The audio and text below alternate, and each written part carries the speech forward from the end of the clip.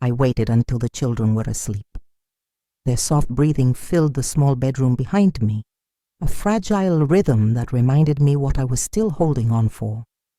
I stood in the kitchen with the lights off, one hand on the edge of the counter, the other pressed against my mouth to keep the sobs in. The tears came anyway, not loud, not dramatic, just silent, steady, like rain that doesn't stop, even when the storm has passed. I didn't cry often. There was no time for it and no use in it. But tonight, something broke in me. Maybe it was the way Micah had asked if we had cereal and I had to lie, again. Or the way little Zuri clung to my dress at church, afraid to let go, because the whispers had started again. I heard them. I always heard them. Poor kids, left with that old woman. Isn't that her daughter who ran off with that man? They say she can't even keep the lights on. They never said it to my face, but I could feel every word like a slap on my back as I walked past. I closed my eyes and whispered a prayer. Not the kind you say in church when everyone's watching. The kind that comes from deep in your bones. The kind you say when you're not sure anyone's listening. God, I don't know if I can do this anymore. The floor creaked under my weight, and I realized I hadn't sat down all day. The children had eaten what was left of the rice. I told them I wasn't hungry. I lied again. There was so much I never said out loud, that I still talked to my husband at night, even though he'd been gone 5 years. That sometimes I hated my daughter for what she did, hated her and missed her at the same time. That I wasn't afraid of dying, only afraid of what would happen to the kids if I did. The refrigerator hummed in the dark. The air smelled like yesterday's stew and unpaid bills. My legs were trembling. I wasn't crying anymore, just breathing, just existing, like a shadow in my own home. Then, a knock at the door. 3 taps, slow, deliberate. I froze. No one came by this late. Not in this neighborhood. Not without calling first. I turned towards the front window, my heart suddenly loud in my chest. Another knock, and just like that. The quiet I'd fought so hard to keep shattered. Sunday morning sunlight spilled through the church windows, catching the dust in the air like gold. The choir had finished singing, and now the congregation sat upright, polite and present, listening to Pastor Richard read from the book of James. But Margaret wasn't listening. She sat near the back, hands folded, eyes low. Her grandchildren were beside her. Micah doodling quietly in the margins of the church bulletin. Zuri nestled against her arm, already nodding off in her pink dress. Margaret tried to focus on the words. Tried to let the scripture hold her together the way it used to. But the heat of judgment was thicker than the air in that sanctuary. She could feel it coming from the second pew on the left, where Evelyn sat, spine stiff, pearls around her neck, lips pulled into the tight, knowing smile. Evelyn always smiled that way. It never reached her eyes. After service, people lingered outside the church doors, laughing and catching up like families do. Margaret stepped carefully around them, trying not to interrupt, not to be seen. She held Zuri's hand, Micah trailing behind. "Margaret," a voice called. She turned. Evelyn stood there dressed in soft gray linen, her hat angled just right, her lipstick untouched by time. "You should have come to the women's breakfast yesterday," Evelyn said. "We had a lovely spread, shrimp and grits, cheese biscuits, real food." She smiled again, that same cold curve. "But I suppose things are tight these days." Margaret said nothing. "I always told my brother," Evelyn continued, lowering her voice just enough to seem gentle, "that you were a strong woman. Too proud, perhaps, but strong." Margaret gave a small nod. "Thank you for your concern." "Oh, it's not concern, dear. Just observation." Margaret tightened her grip on Zuri's hand. As they walked away, Micah looked up at her. "Grandma, Why does Aunt Evelyn talk like that? She just talks different, baby, Margaret said softly. Don't worry about it. But later, at home, she did worry. She thought about those words. Too proud, and the look Evelyn gave her when she said it, like she knew something, like she had been waiting for the right moment to say it. Margaret put the kids down for a nap and sat alone on the edge of the couch. She was still wearing her church shoes, heels low but hard on her feet. Her ankles ached, but she didn't move. She thought of her late husband, John, how he used to sit beside her in that very church, his hand resting quietly on her knee. He never talked much, but he had presence. He made her feel safe, real. But now his name, even his memory, seemed to carry weight she didn't understand. There were whispers starting to grow. She'd heard them twice already, at the grocery store, then again outside the pharmacy. Shame what happened with their daughter. Margaret always thought she was better than us. They say John had secrets.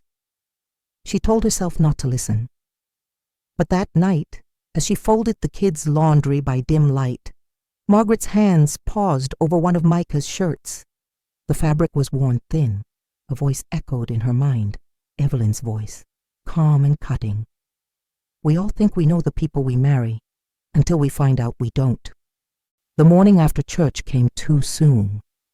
Margaret woke to the sound of Zuri coughing in the next room, a dry, nagging sound that hadn't gone away in days. She sat up slowly, knees cracking, her body still tired from the week that never seemed to end. There was no rush to get dressed, no school today, no errands she could afford to run. She pulled on her robe, tied it at the waist, and walked to the kitchen. The cupboard door creaked when she opened it. Inside sat a box of dry oats, a nearly empty jar of peanut butter, and a half loaf of bread that had begun to harden at the edges. No cereal, no milk. She sighed and pulled the bread down. Micah came in, rubbing his eyes. "Grandma, what's for breakfast?" "Toast and honey," she said with a small smile. Micah made a face. "Again?" "Again," she said gently. "It's good for you. Gives you strength." He sat at the table with a pout, and she turned her back to him so he wouldn't see the flicker of worry cross her face. There was no honey, just a little sugar dissolved in warm water, which she brushed onto the toast to give it flavor. Zuri wandered in a few minutes later, dragging her blanket. Her nose was runny, her eyes dull. Margaret pressed her hand to the little girl's forehead. Warm, too warm. "I'll fix you some tea, baby," she said, her voice steady. She didn't say she'd already used the last of the lemon. Didn't say she was stretching the last 2 tea bags. Didn't say she had no money left until Thursday. Some truths had no place in a child's ears. She sat with them as they ate, pretending the toast was enough, pretending she wasn't hungry, pretending she wasn't scared. Later that day, just before sunset, someone knocked at the back door. It was Pastor Richard. Margaret opened the door and managed a tired smile. He stood there in his button-down shirt and old blazer, holding a brown paper bag full of groceries. "I had a little extra," he said. She looked at the bag. Eggs, apples, rice, a small pack of chicken thighs. "You didn't have to," she started. "I know," he said. "That's why I did." She hesitated. It was pride, maybe, or shame, maybe both. But then Zuri sneezed in the background, and Margaret took the bag. "Thank you," she whispered. Pastor Richard nodded. "You're doing better than you think." "I don't feel like I am." "You're still standing. That counts for something." She offered to make tea, but he declined. After he left, she stood at the counter, unpacking the bag. Her hands trembled slightly as she placed the food in the cupboard. Food she hadn't bought, hadn't earned. She wanted to be grateful. She was. But the feeling underneath it was harder to name, a mix of shame and relief, of dignity dented and survival stretched. Later that night, after the children were asleep, Margaret sat at the kitchen table and opened the mail. A single white envelope sat at the top of the stack.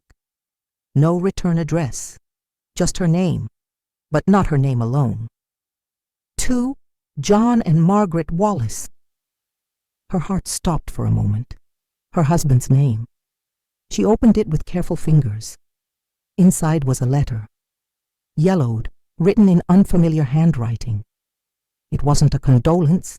It wasn't a bill. It was a notice, a claim, a debt. Something legal, tangled in old words and ink, about an account Margaret had never heard of, an account her husband had apparently opened alone. And at the bottom, scrawled in shaky pen, "There are things you don't know." Margaret sat at the kitchen table long after the letter had gone still in her hands. She had read it twice, then a third time, just to be sure the words hadn't changed. But there they were, firm, final, and cold. The letter came from a small law office in Georgia. It referenced a private account opened under her husband's name, closed only months before his death. There was a note of pending taxes and unresolved property fees, tied to an address Margaret had never seen. She felt sick. John had always handled the finances, not because he insisted, but because she trusted him. He'd been a quiet man, steady, not affectionate, not soft, but solid, dependable. Or so she thought. Now a new truth was beginning to rise like smoke through the cracks. He had kept things from her. The house was silent except for the ticking of the kitchen clock. Zuri and Micah were asleep again. Margaret could hear their breathing down the hall, steady and peaceful. She folded the letter carefully and placed it back in the envelope. Then, almost without thinking, she opened the cabinet under the sink and pulled out the old tin box where she kept the rest of their papers: birth certificates, utility receipts, his death certificate. She looked at the signature on the letter and compared it to the one on the bank documents from years ago. They matched. Her chest tightened. In the corner of the tin box was a small photo album, dusty, ignored. She hadn't looked at it in years. She opened it and flipped through the pages. There they were, frozen in time. John holding baby Micah. John at the grill in the old backyard. John smiling at her with that half-smile that had fooled her heart for more than 30 years. She turned the page and paused. A picture she didn't remember. John, standing in front of a house she'd never seen, with a young boy at his side. The boy was maybe 8, light-skinned, broad nose like John's, looking straight into the camera like he knew he wasn't supposed to be there. Margaret's fingers began to tremble. The date on the back said 2004. She and John had been together then, living under the same roof, raising their daughter. She closed the album and pressed it to her chest. The questions came all at once, fast, sharp, cruel. Who was the boy? Was he John's? How many lies had she lived through, quietly, unknowingly? Outside, the wind began to move through the trees, slow and warm. The house creaked in places she usually didn't notice. Everything felt unfamiliar, like the walls themselves had been holding secrets. Then, a loud knock at the door. Margaret startled, her heart pounding. She stood slowly, stepped toward the front window and pulled the curtain back just an inch. It was Daniel, her estranged son-in-law, unshaven, dressed in cheap cologne and yesterday's clothes, one hand in his pocket, the other holding his phone. She hadn't seen him in over a year. Another knock, louder this time. She opened the door halfway. "What do you want, Daniel?" He didn't smile. "We need to talk." "I don't have anything to say to you." "Well, maybe not," he said, "but I think you're going to want to hear what I know." Margaret's face stayed calm, but something in her spine shifted. Daniel leaned in slightly. "I know about John's little secret," he said, "and if you're not careful, The whole family will too." He stepped back with a crooked grin, then turned and walked off the porch without another word. Margaret closed the door slowly. Inside, everything was quiet again, but nothing felt still. Margaret didn't sleep that night. She sat in the chair by the window, a blanket wrapped around her legs, the photo album still beside her. The letter lay open on the table, as if reading it again would make it all make sense. She kept thinking about that boy in the photograph, about John's second life, or maybe just a single moment that turned into something bigger, something hidden. But more than anything, she thought about Daniel. What exactly did he know? And why now? The next morning passed slowly. Zuri was still warm with fever. Micah watched cartoons with the sound off while Margaret made tea and tried to keep herself from falling apart. By late afternoon, she was scrubbing the kitchen floor. Not because it needed it, but because her hands needed something to do. She had just wrung out the mop when she heard the sound of footsteps on the porch. Then the door burst open. Daniel. This time, he didn't knock.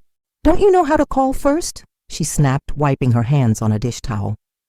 He walked in like he owned the place. Same crooked grin. Same slick voice that used to fool her daughter before he walked out on all of them. "I came to talk business," he said. "There's no business between us." "Oh, I think there is." He leaned against the fridge, arms folded. "You think you can sit on that money and no one's going to say anything?" Margaret blinked. "What money?" He laughed, low and bitter. "Come on now, Margaret. You think Evelyn doesn't talk? She told me all about the account. Said she tried to warn you, but you wouldn't listen." Margaret stood still. "There is no money. There's a debt. A mess your father-in-law left behind. Not a fortune." Daniel stepped closer. "Look, I'm not trying to fight you. I'm just saying, if there's something hidden away, something you're keeping from the rest of us, that's not going to end well. For you." Margaret narrowed her eyes. "You have no right to come in here threatening me." "I'm not threatening. I'm giving you a chance to do the right thing. For the kids. For your name. Before it gets ugly." Zuri came out from the hallway then, holding her stuffed rabbit. She looked up at Daniel with wide, confused eyes. "Daddy?" Daniel's face softened for a second, just long enough to sting. "Hey, sweetheart," he said, crouching down. "You remember me?" Zuri nodded slowly, then looked at Margaret. "Why is Daddy mad?" Margaret moved fast. She took Zuri's hand and pulled her close. "He was just leaving." Daniel stood. "Fine, I'll go. But don't say I didn't give you a chance to come clean." He walked to the door, then paused and looked back. His voice dropped. "You think folks pity you now. Wait till they find out who your husband really was." Then he was gone. Margaret stood in the quiet, her heart pounding, Zuri's small hand still in hers. Micah peeked from the hallway, eyes wide. "Is Daddy coming back?" "No," Margaret said firmly. "Not like that." That night, after the children were asleep, Margaret sat at the kitchen table in the dark. Her body felt heavy, but her spirit heavier. The rumors were already growing. That much was clear. And now Daniel had fuel. She didn't know who to trust. Did Evelyn send him? Was this some game they were playing? She opened the envelope one more time, staring at the lawyer's address. She didn't know what kind of secrets it would lead to, but she had a feeling she wasn't the only one who'd been left in the dark. She'd been humiliated, threatened, lied to, and something told her this was only the beginning. The following week moved like a slow wind through dry branches, dragging, aimless, restless. Margaret kept her head down. She went to the store only once just before closing, hoping to avoid familiar faces. But even then she felt the glances. 2 women near the produce aisle, whispering just loud enough for her to hear the tone, if not the words. At the register, the cashier didn't smile, didn't even say hello. Margaret paid for the eggs and medicine in silence and left with her shoulders just a little lower than before. On Thursday, the church held a community dinner. Margaret hadn't planned to go, but Micah had begged. "Everyone from Sunday school will be there," he said. "Please, Grandma." And so she dressed them in their best clothes, second-hand but clean. Zuri wore her white shoes. Micah slicked down his hair with a little water and a lot of pride. Margaret chose a simple navy dress, the same one she wore to John's funeral. They arrived just before the opening prayer. Tables were decorated with orange cloths and paper flowers. The smell of baked chicken and sweet potatoes filled the fellowship hall. Children ran in between the chairs, laughing and chasing one another. Margaret found a seat near the back, as always. She greeted a few people, quietly. Polite nods, half smiles, no real warmth. Evelyn was there, of course. She floated from table to table in a pale green dress, her pearls shining under the overhead lights. When she caught sight of Margaret, she paused, only for a moment, and then leaned toward a group of women and whispered something. They all turned to look. One of them gave a small shake of the head, almost like pity. Margaret turned back to her plate, appetite gone. The children ate happily, unaware of the tension pressing in around their grandmother like fog. When dessert was served, a neighbor approached, Mrs. Clare, an older woman with a silver twist in her hair and a heavy voice. "I heard things are getting messy," she said, not even pretending to lower her voice. Margaret blinked. "Excuse me." Claire folded her arms. "About your husband, and that boy, and now Daniel saying you're hiding money. Lord, what a scandal." Margaret's jaw tensed. "Whatever you heard, it's not the full story." Claire leaned in slightly. "Then maybe you should tell it, before Evelyn tells it for you." Margaret stood. "Thank you for your concern." She took Zuri's hand and nodded for Micah to follow. They left their plates on the table and walked out without saying goodbye. At home, she drew the curtains shut and sat in the armchair by the window. The children were quiet. Zuri colored at the table. Micah sat on the floor, reading an old comic book. Neither of them asked why they'd left early. But later that night, Margaret heard their voices through the thin bedroom door. "She was sad," Micah whispered. "At church. Didn't you see her face?" Zuri said nothing, just a small hum of agreement. Margaret pressed her hand over her mouth, willing herself not to cry. She had never felt so exposed, so shamed, not for something she did, but for things she never even knew. That night she sat alone at the kitchen table. The envelope from Georgia was still there. So was the photo of John and the boy with his face. Everything was unraveling, and she could feel herself unraveling with it. Then the door creaked. She looked up and saw Pastor Richard standing there. He'd let himself in with the key she gave him months ago. For emergencies, he'd said. She didn't have the strength to object. He walked in slowly and sat across from her. "You haven't been by the church this week," he said. "No." "I saw how they treated you tonight." She didn't answer. After a moment, he leaned forward, voice low but firm. "Margaret, whatever truth you're carrying, it's not going to kill you to face it, but hiding from it might." She looked at him, eyes tired, voice barely above a whisper. "I don't know how." He nodded slowly. "Then start with this. Stop letting them define who you are." She closed her eyes, breathing deeply. She wasn't ready, but maybe, just maybe. She was tired of running. The next morning, the house felt heavier than usual. It wasn't the air or the weather. It was something else, something unspoken, clinging to the walls. Margaret moved slowly through the rooms. Zuri was still in bed, curled into her blanket like a question mark.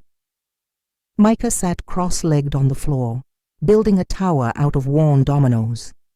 They didn't ask for breakfast. They seemed to understand.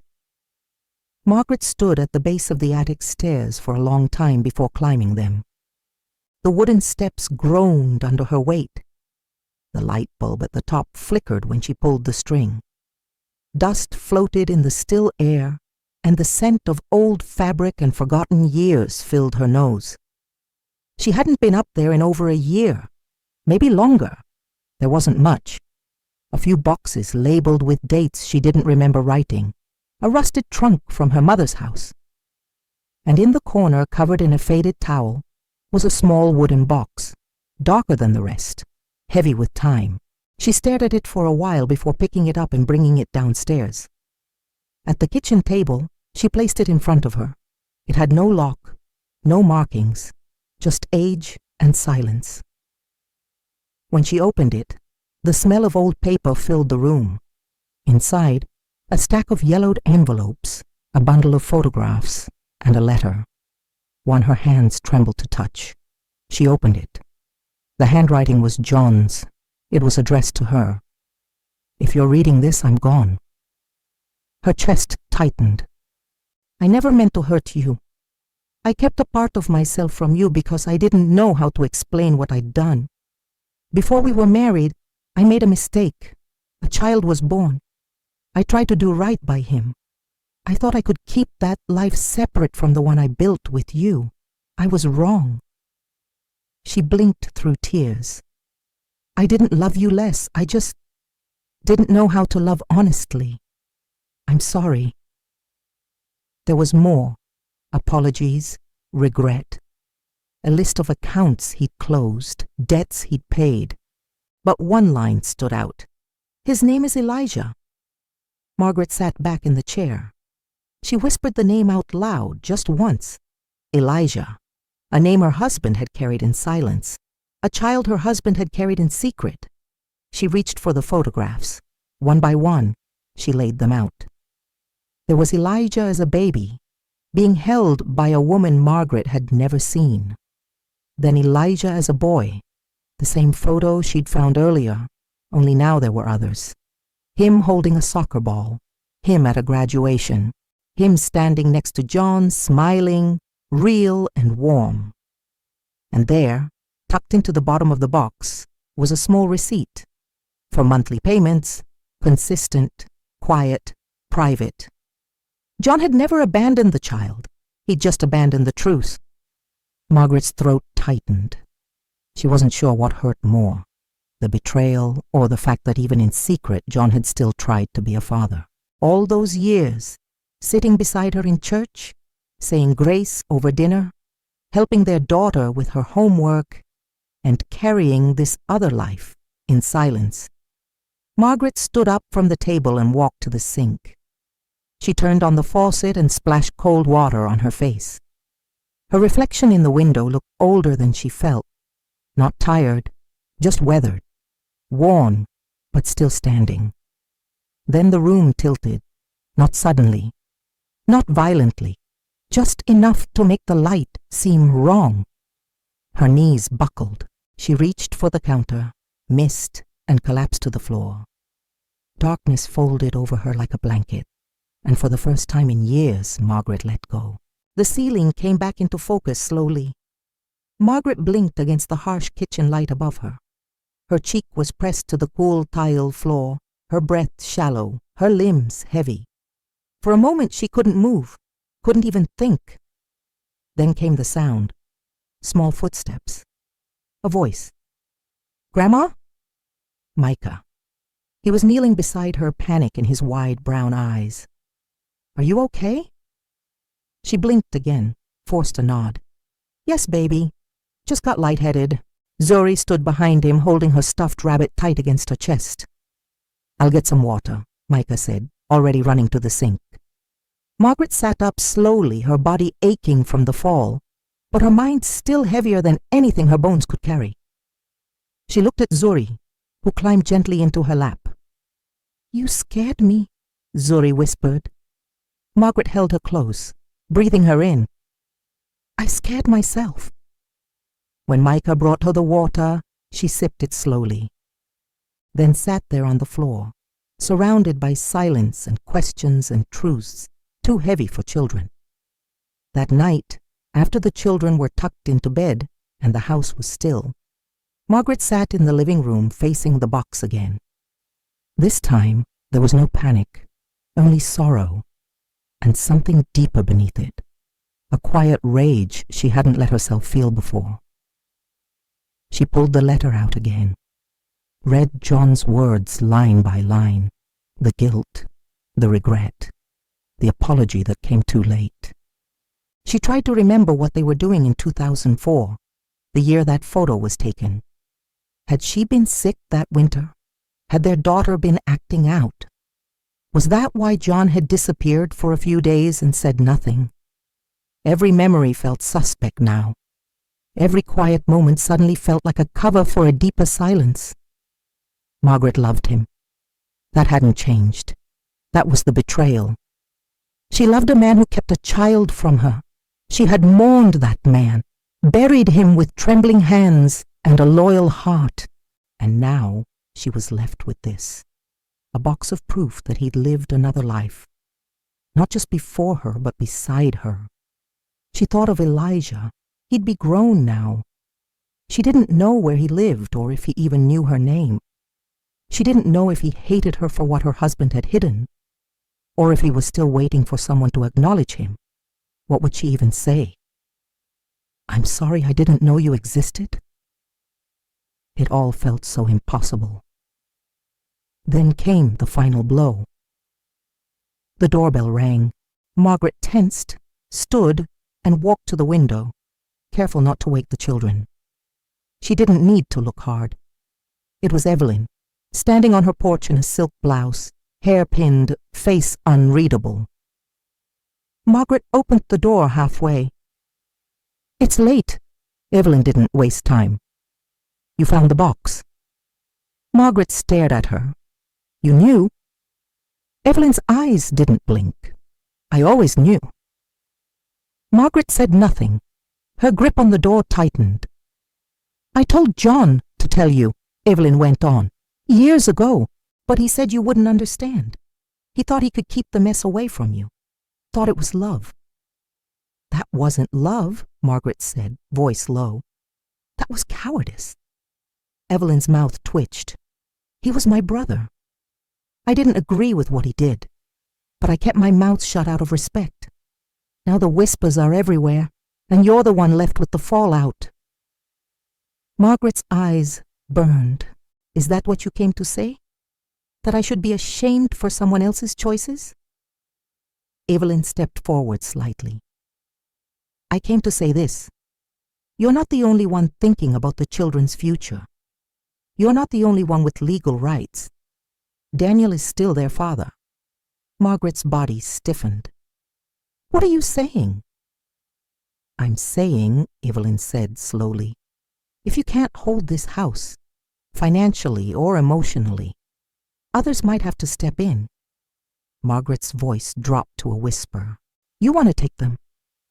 "I want what's best for them." "No," Margaret said. "You want control.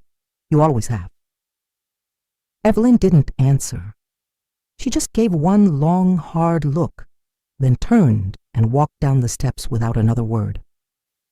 Margaret stood in the doorway long after she was gone. The silence pressed in again. But this time, it didn't smother her. It sharpened her. They were circling now. Evelyn, Daniel, maybe others too, waiting for her to break, waiting for her to give up.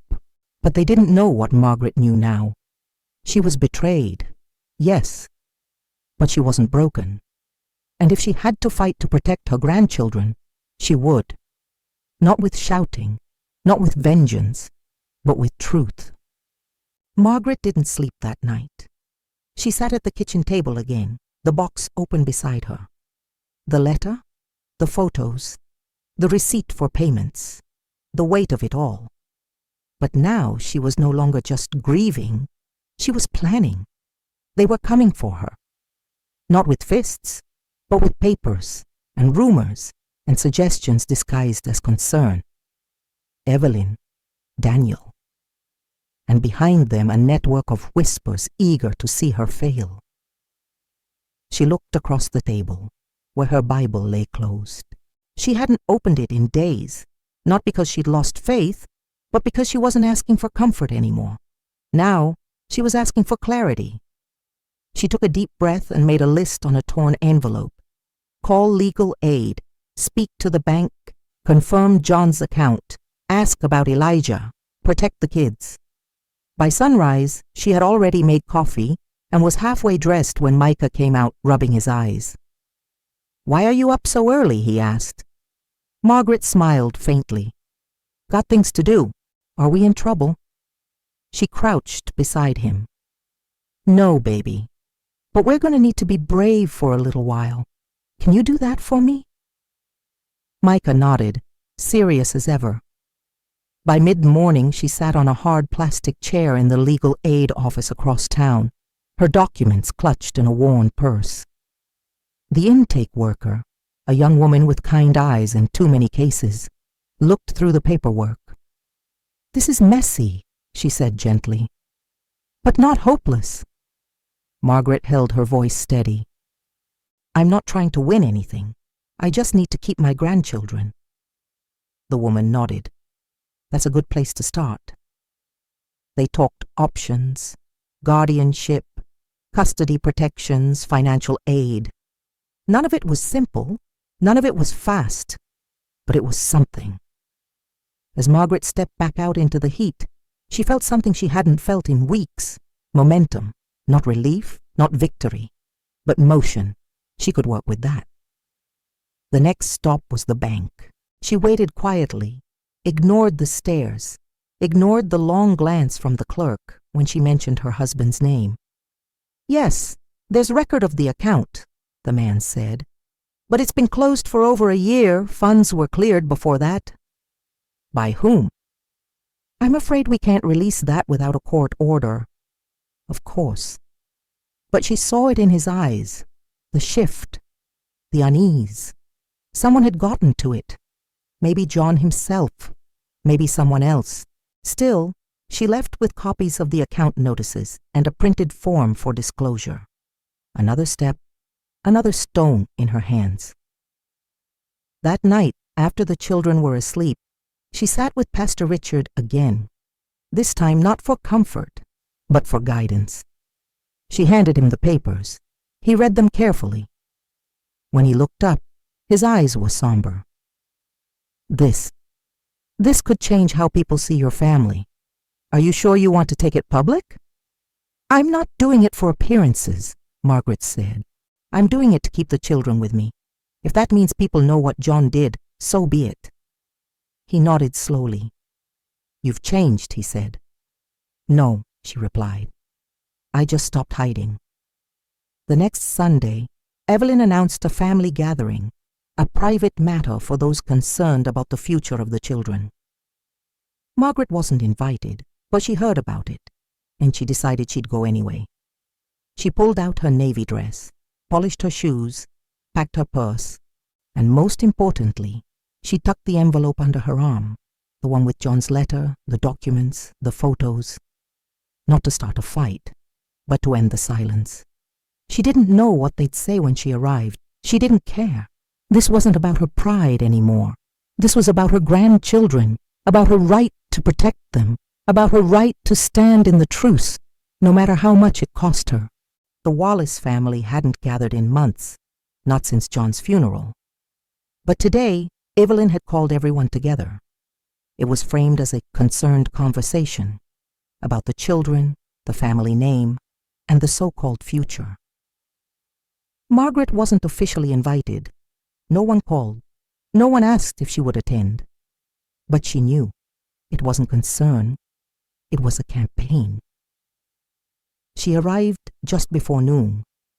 The house was Evelyn's, large, polished, heavy with the scent of lemon polish and old judgment. Margaret walked in through the front door without knocking. Every conversation in the living room stopped. Daniel was leaning against the fireplace, sipping from a glass like he owned the room.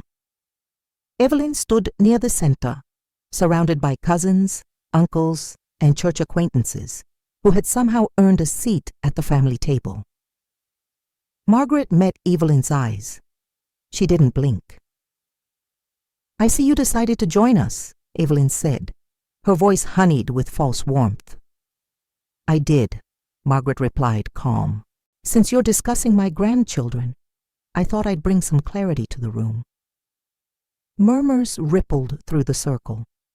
Margaret walked to the table and set her envelope down. "I know some of you have heard things," she said. "Whispers, half-truths, maybe worse. But I'm tired of being quiet." She pulled out the letter. Her hands didn't shake this time. "This is a letter my husband wrote before he died. A confession, a truth he didn't have the courage to say out loud." Daniel snorted. "So now you're airing dirty laundry for sympathy?" "No," Margaret said, her voice firm. "For protection." She laid out the photographs, one by one.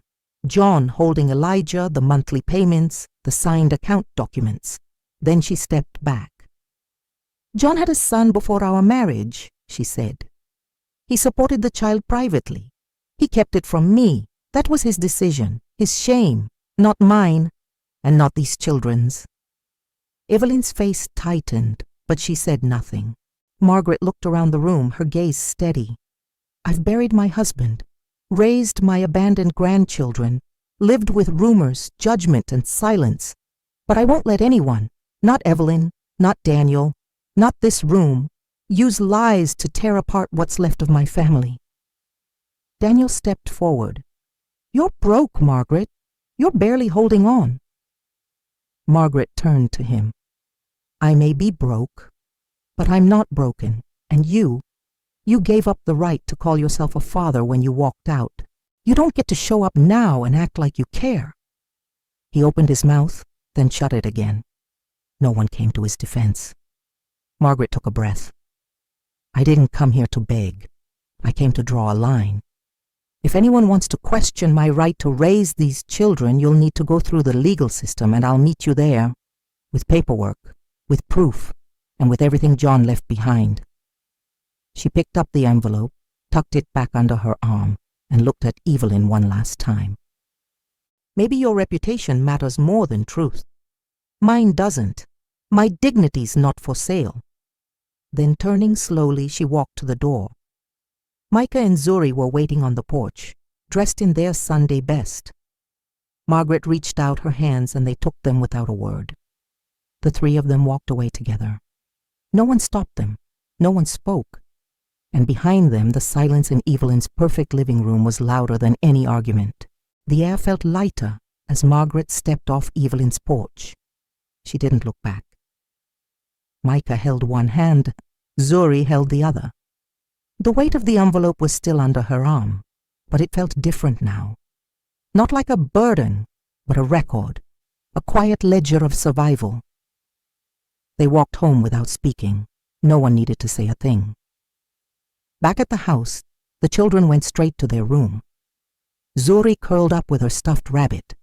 Micah began drawing in the corner with crayons and quiet focus. Margaret stepped into the kitchen, took off her shoes, and sat down. She looked around at the chipped paint, the crooked drawer handle, the clock that ran a few minutes slow. It was still her home, still theirs, and it would remain so. The paperwork had been filed. The legal aid team was helping her pursue formal guardianship.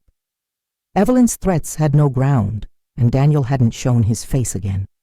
The truth had been enough, not to fix everything, but to protect what mattered. That Sunday, Margaret returned to church. She wore the same navy dress, didn't add a brooch, didn't do anything different.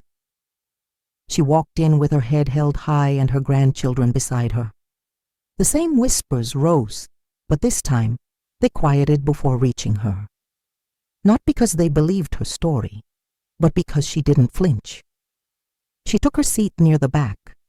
Zuri sat beside her, swinging her legs softly. Micah leaned into her shoulder, resting for just a moment before service began. Pastor Richard caught her eye from the pulpit. He gave her a small, knowing nod, She nodded back. After the sermon, as people filed out and the sunlight pooled through the church windows, he found her at the steps. "You did it," he said. "No," she replied gently. "I lived through it." He smiled. That's sometimes the greater victory. She took the children's hands again, and they walked home. They stopped at the corner store for bread and milk. Zuri asked if they could make pancakes tomorrow. Micah wanted to help with the eggs. Margaret laughed softly, the kind of laugh that comes after too much silence. At home, she cooked. They ate. They played. Zuri spilled juice. Micah dropped his fork. She didn't scold them. She let the house be full. That night, after the children were asleep, Margaret stood in front of the mirror. She touched the lines in her face, the gray in her hair. She didn't feel old. She felt clear. She folded John's letter one last time and placed it in a small box at the back of the closet. Not to forget, but to put away. Not everything had to be forgiven, but it had been faced. Before bed, she whispered a short prayer, not for help, not for answers, just, "Thank you, I'm still here." She sat by the window with a warm cup of tea and looked out at the dark street. There were still bills to pay, still things she didn't understand, still days that would feel too long, but there would also be joy, laughter, healing, and silence. But not the kind filled with shame, the kind filled with peace. If you've ever cried alone and found strength again, you're not alone. Share your story in the comments. Don't forget to like and subscribe.